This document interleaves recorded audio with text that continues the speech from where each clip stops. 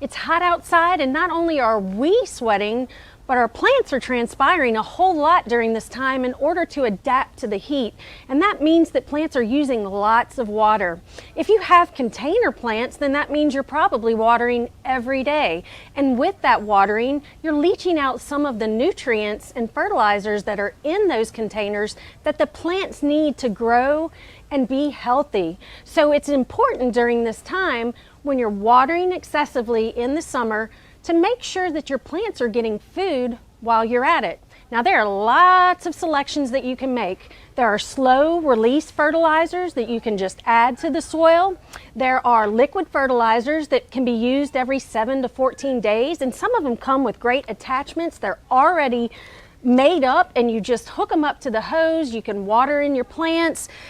Things like this that hook up to your hose.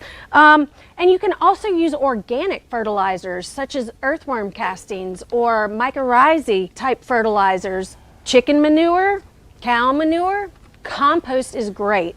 But just remember, when you're watering excessively during the summertime, it's a great time to fertilize. For Get It Growing, I'm Heather Kirk-Ballard with the LSU AgCenter.